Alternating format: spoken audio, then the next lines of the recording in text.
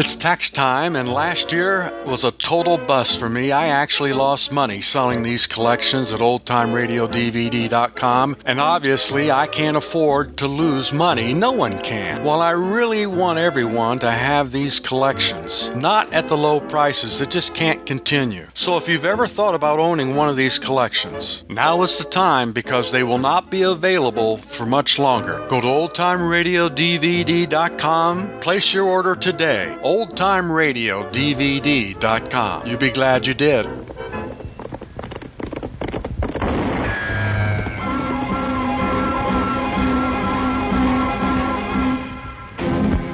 Around Dodge City and in the territory on West, there's just one way to handle the killers and the spoilers, and that's with a U.S. Marshal and the smell of Gunsmoke.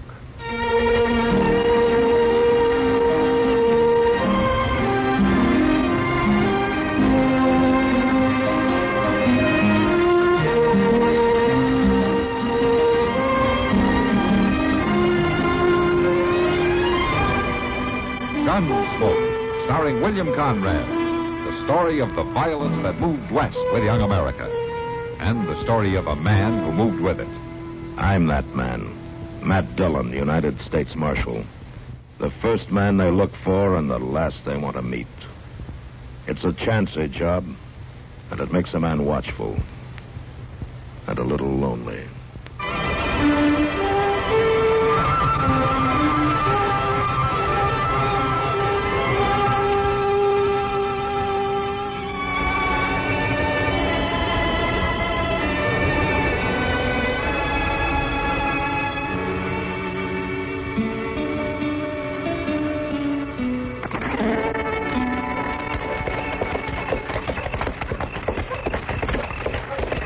There's a light in her window, Mr. John.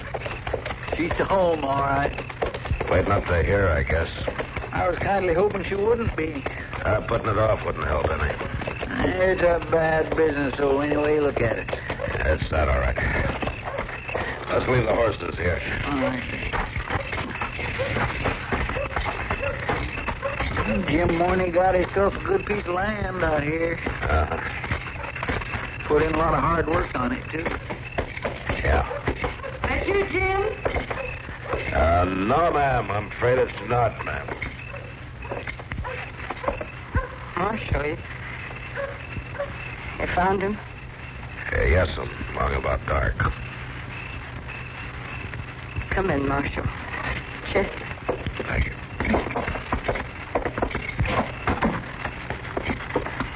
Been out since early this morning, Marshal.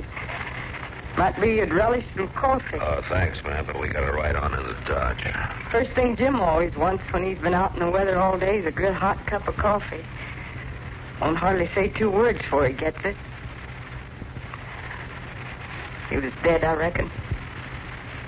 Yes, I knowed he wasn't just hurt, or he'd have got back home one way or the other. Jim was like that. For 3 days and nights, my mouth kept saying he's alive someplace. But my inside's no different. I knowed right along he was dead. Jim and me was that close. I'm sorry, Miss Morney. Where was he, Marshal? About 3 miles north of here in a little gully that branches off a big wash. He was most likely riding the gullies for antelope, and his horse threw him. Well, the way I figured, his foot hung in the stirrup. He got dragged. See? We came out with the horse right after noon. After that, we knew what to look for.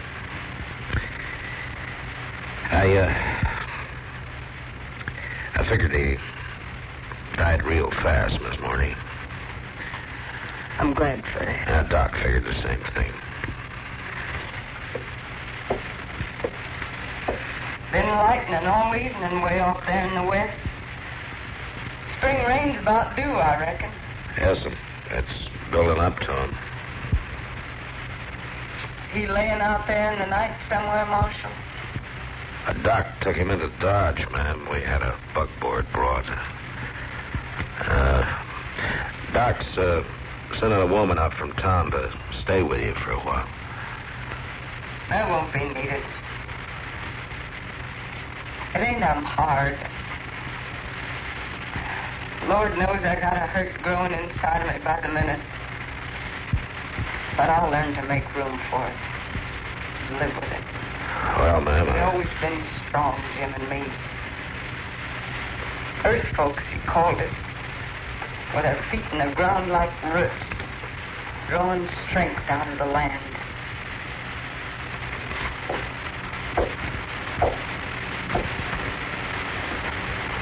Marshal Jim didn't die by no accident.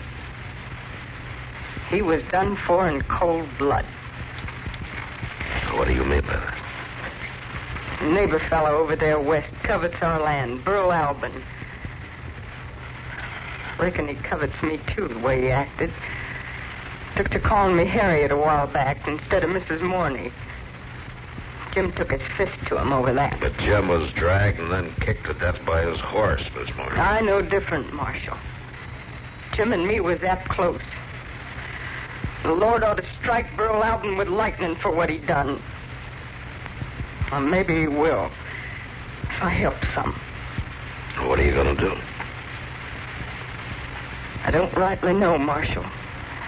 Not before I think on it. I gotta lay down and think and listen a long time, maybe. And finally I'll know. Jim and me was that close.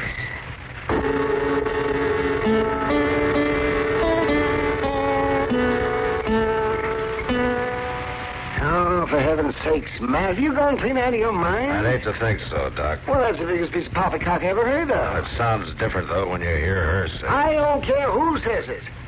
Matt, you saw Jim Morney's body, same as I did. And all the marks on it. What did it look like to you? Like he'd been dragged and his horse had kicked him to death. And that's exactly what happened to him. Did you go over the body again like I asked you to this morning? Oh, man, I've done nothing else all day but to go over it.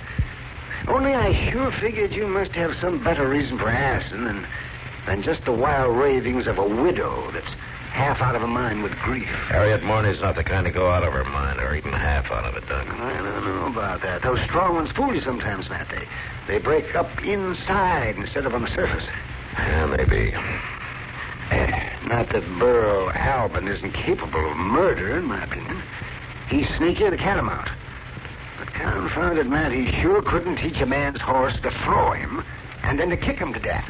No, I guess not. Guess not? By golly, you're still half convinced. No, but she's so sure, Doc. It's not just a matter of suspicion. She knows. And the way she says it, it gets you to wondering if maybe she could be right, that's all. Maybe Burl Albin has had his eye on the Morney farm, but so have a lot of other people, more than likely. It's mighty good land. Yeah. And then, too, last fall, Albin got out of line with Mrs. Morney, and Jim had to knock some sense into it. Yeah, I heard about it. But it doesn't change the fact that Jim Morney was kicked to death by his horse. It's plain fact against a widow woman's family. All right, Doc, all right. I won't argue with you. Well, that's good, that's good. And get a good night's sleep and forget it. I said I wouldn't argue with you about it. I didn't say I'd forget it.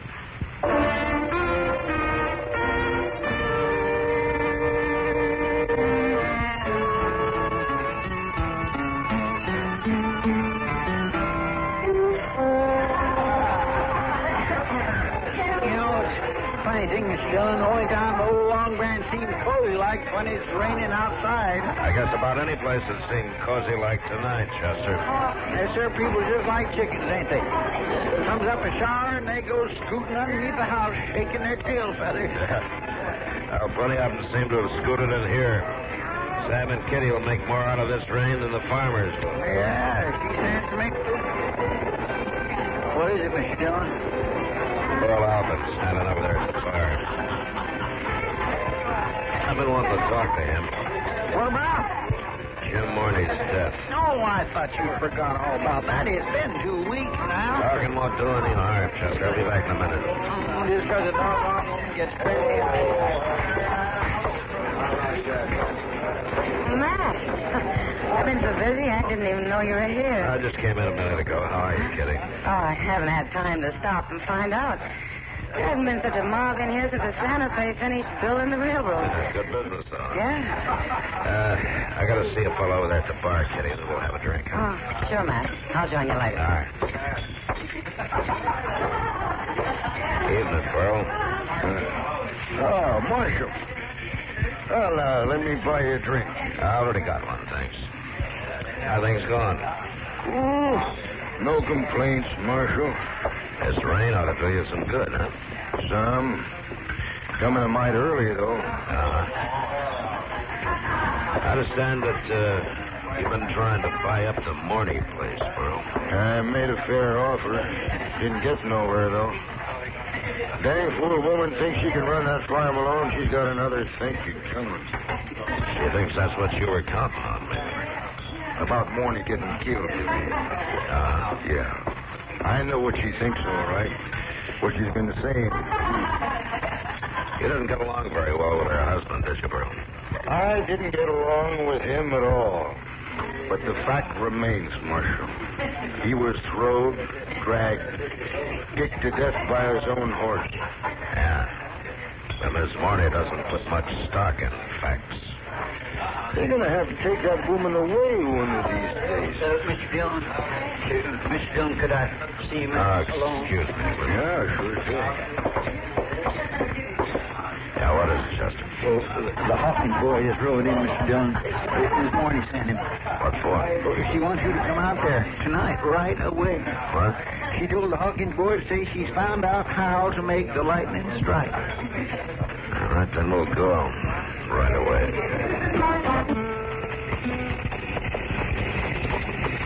I declare if I was anywhere, I'd just plain start to melt and run. You're never satisfied, Chester. 2 months from now, it'll be the test. There's a week in between, though. That'll be nice. I'll watch for it. Oh, she really has lost her mind. I don't know, Chester. Come in. All right, Chester. Evening, Miss Morney. Marshal, Chester, Sorry, ma'am. pull up chairs and sit. Both of you. Thank you, ma'am. Mighty sorry to have to bring you out in this, but when happenings choose their own times, the body can't alter them. Oh, it wasn't a bad ride, man. The storm's let up a lot. Didn't it rain this afternoon, though? It's a real cloudburst for a while. Come down in buckets out here. The big wash out there was running bank full before an hour was up. Yeah, it was quite a rain. Stumps and tree limbs, brush, I don't know what all come washing down. Kept snagging up and jamming there back of the corral. I had to go traipsing out every 20 minutes and work it loose so the water wouldn't back up and flood the barn. It's a lot of work for a woman running a place like this alone. For some women, maybe. But I'm strong, like I told you. One of the earth folks. There's still a limit. Yes, sir. People just like chickens, ain't they? I was made to go out there to that wash today. That's why the storm was and the branches snagging up. I don't understand. Well, Jim was earth folks, too. 10 days ago, I give him back to the earth. After the ceremony that day, I stood up there on Boot Hill and I talked to Jim. I asked for him and the earth to get together to give me a sign, to let me know what to do. Well, today it happened. This morning, the Hawkins boy said something about lightning striking. It ain't struck yet, Marshal, but it's ready to. I want to show you something I pulled out of that driftwood in the wash this afternoon. I reckon it was buried, shallow-like, up on one of the gullies. Or maybe just throwed into a thicket and left. Anyhow, the rain fetched it down to me. It's just an old limb off a mulberry tree. That's not a limb. That's a club. Look at the other end of it, Chester. My gracious sake. Yeah. Figure he might have roped Jim off his horse, or maybe he caught him on foot. Anyway, it looks like that's what he used. So he beat him to death with a club. With a horseshoe nailed on the end of it.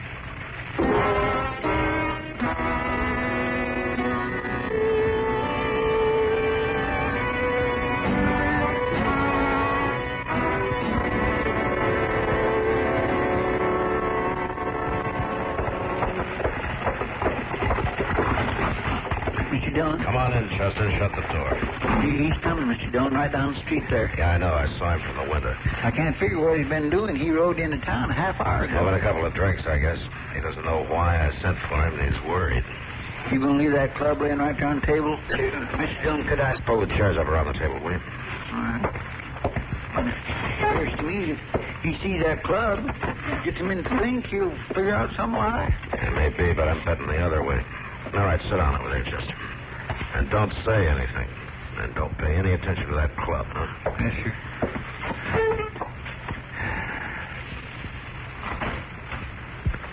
Good morning, Marshal. Oh, come on in, bro. Yeah. Well, we sure did have ourselves a fine rain yesterday. Yeah. Sit down, bro. Sit down. Yeah. Sit down. Well, yeah, sure. What were you saying about the rain? Huh? The rain. Oh, well, just, it's a fine rain, all. What do you want to see me about? Don't you know, bro? Chester didn't say nothing except he wanted to see me. Well, that's not so much to see as hear you, I guess. Hear me? Mm-hmm. Hear me what? Hear you tell me how you killed Jim Morning. You're crazy. How you beat him to death with a club and made it look like he was thrown and kicked by his horse. It's a lie. That woman's lying on me. This club lying on you, too, bro. That ain't the club. I took the shoe off after you'd used it. Maybe you just thought you did, Burl. You dreamed that a murderer's not always in his right mind. No, you ain't gonna do this to me. You're under arrest for murder. No, I'll kill you. Don't be a fool. Don't try it, Burl. Yeah, Mr. Dillon.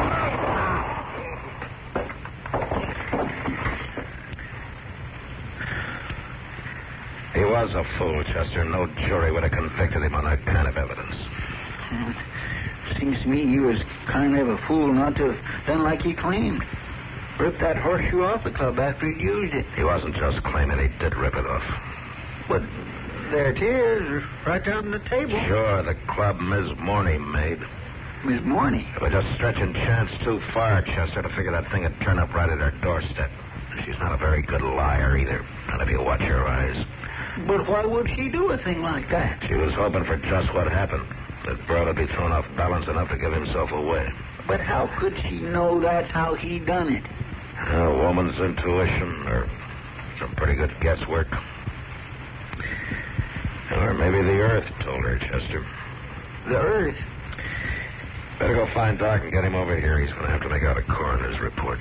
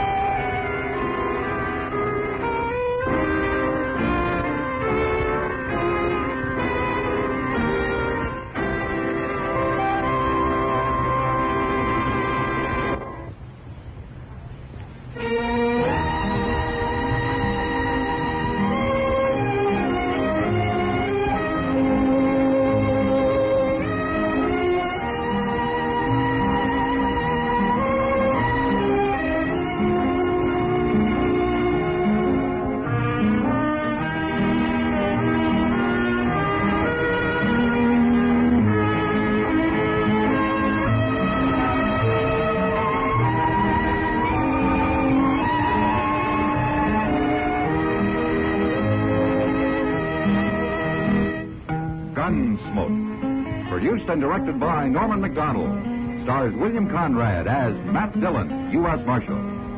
Featured in the cast were Parley Bear as Chester, Howard McNear as Doc, and Georgia Ellis as Kitty. George Walsh speaking. Join us again next week for another specially transcribed story on Gunsmoke.